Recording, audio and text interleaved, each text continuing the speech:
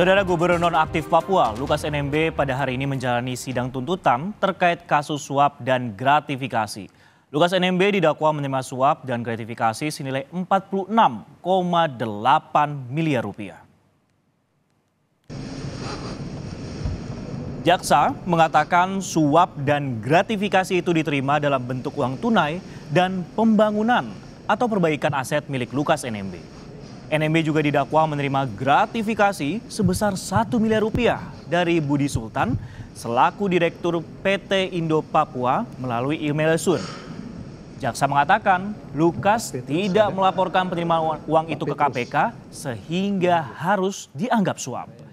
Atas perbuatannya, NMB didakwa dengan pasal 12 huruf A dan pasal 12B Undang-Undang Nomor 31 Tahun 1999 tentang pemberantasan tindak pidana korupsi.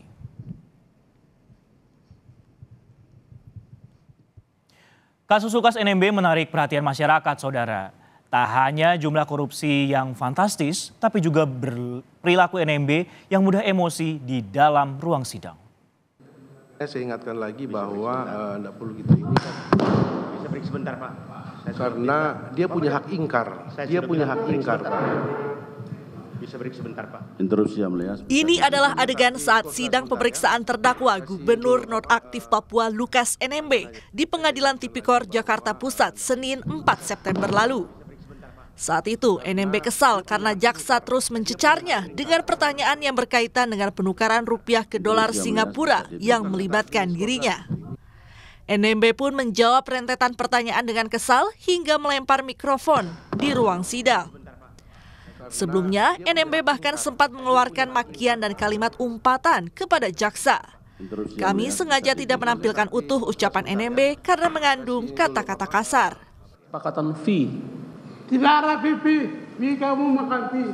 Ya. Iya. Judi darah, judi apa? Oke, baik, tidak ada ya. Oh, judi terus. Ya. Perilaku NMB di persidangan membuat majelis hakim harus mengeluarkan peringatan. Sesaat setelah membuka persidangan pada 6 September lalu, hakim mengingatkan NMB untuk tidak emosi saat menjawab pertanyaan di sidang. Hakim juga mengingatkan bahwa ada konsekuensi hukum atas apa yang dilakukan NMB dalam persidangan. Pasti akan menilai ya tindakan saudara, sikap saudara selama pemeriksaan dari awal sampai akhir. Dan itu ada konsekuensi hukum semuanya. Ya. Cara saudara dilanjutkan dengan acara pemeriksaan terdakwa, nantinya akan ada pertanyaan-pertanyaan untuk saudara. Ya, saudara menjawab aja pertanyaan-pertanyaan yang diajukan, baik itu dari majelis hakim, penuntut umum maupun penasihat hukum saudara. Kalau saudara tidak tahu, dijawab aja tidak tahu. Kalau saudara tahu dan butuh penjelasan, silakan saudara jelaskan di depan persidangan ini dengan baik. Dengan sopan, tidak perlu harus dengan marah-marah, umpatan, apalagi makian.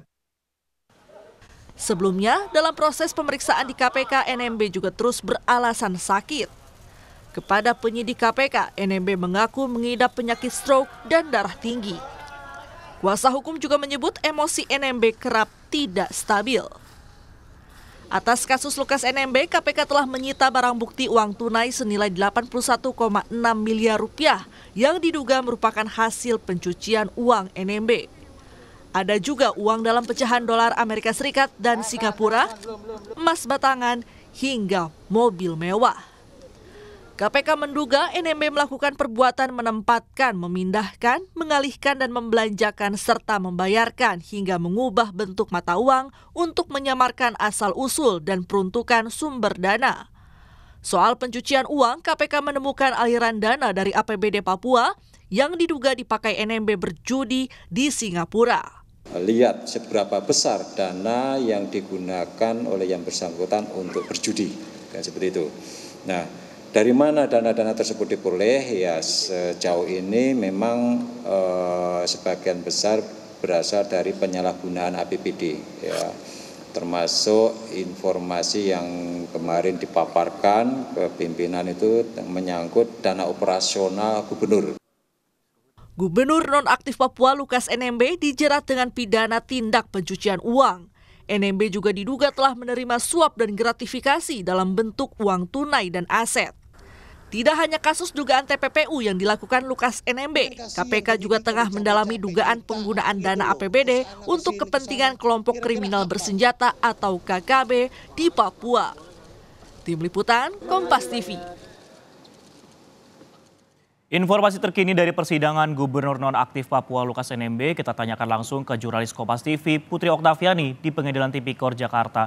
Okta, selamat siang. Setelah kemarin sidang pemeriksaan terdakwa seperti itu, apa saja isi tuntutan jaksa terhadap Lukas NMB hari ini? Apakah sudah dibacakan?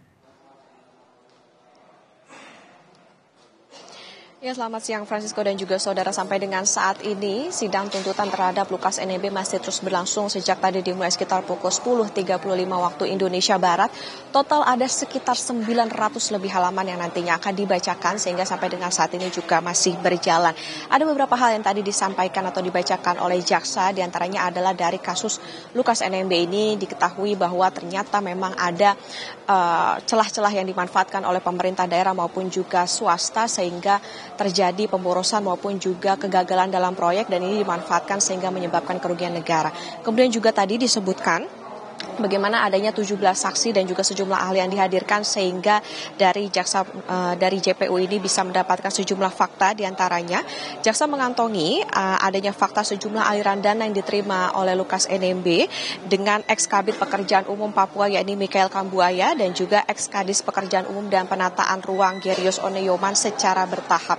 Lalu bagaimana keterlibatan antara pihak swasta yakni Riantono Laka, di mana sebelumnya Riantono ini diketahui ditunjuk sebagai tim ses atau tim pemenangan dari Gubernur Papua yakni Lukas NMB. Kemudian ketika dilantik pada untuk periode 2018-2023, Riantono ini meminta sejumlah proyek yang nantinya dibiayai oleh APBD karena adanya kesepakatan antar keduanya. Dari situlah Riantono mendirikan sejumlah perusahaan yang ini diduga untuk mengerjakan proyek-proyek yang diberikan oleh Lukas NMB. Dan tuntutan juga disebutkan bahwa Lukas NMB ini menerima fee sebesar 45,8 miliar rupiah. Ini dijabarkan tadi dari pengusaha Piton Enumbi senilai 10 miliar 413 juta, lalu dari Riantono Laka 35 miliar 429 juta. Uang-uang inilah yang sebagiannya ini digunakan untuk berjudi, diantaranya di Singapura dan juga di Filipina.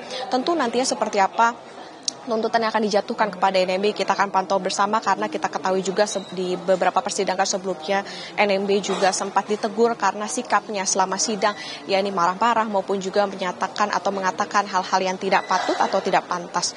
Total Lukas NMB sebelumnya juga didakwa karena menerima suap dan gratifikasi senilai 46,8 miliar rupiah. Tadi 45,8-nya adalah berbentuk suap dan 1 miliar diantaranya adalah gratifikasi dari Direktur PT Indo Papua yakni Budi Sultan. Kalau dalam dakwaan kita ketahui bahwa Lukas NMB ini didakwa dengan pasal 11 Undang-Undang nomor 31 tahun 1999 ini disempurnakan menjadi Undang-Undang nomor 20 tahun 2001 tentang pemberantasan tindak pidana korupsi, jungto pasal 55 ayat 1 KUHP dan jungto pasal 65 ayat 1 KUHP. Ini pidana penjaranya bisa 5 tahun penjara. Sementara untuk gratifikasi ini didakwa melanggar pasal 12B Undang-Undang tindak pidana korupsi dan terancam pidana seumur hidup atau pidana paling rendah 4 tahun atau paling lama 20 tahun. Bagaimana nantinya apakah lebih rendah ataupun lebih tinggi dari dakwaan sebelumnya, kita yang pantau bersama nantinya bagaimana berjalannya sidang terhadap Lukas NMB. Tentunya akan kami nantikan perkembangan atau update dari Anda dari Pengadilan Tipikor Jakarta, Putri Oktaviani yang melaporkan langsung terkait sidang tuntutan jaksa penuntut umum terhadap Gubernur Nonaktif Papua Lukas NMB. Terima kasih Okta.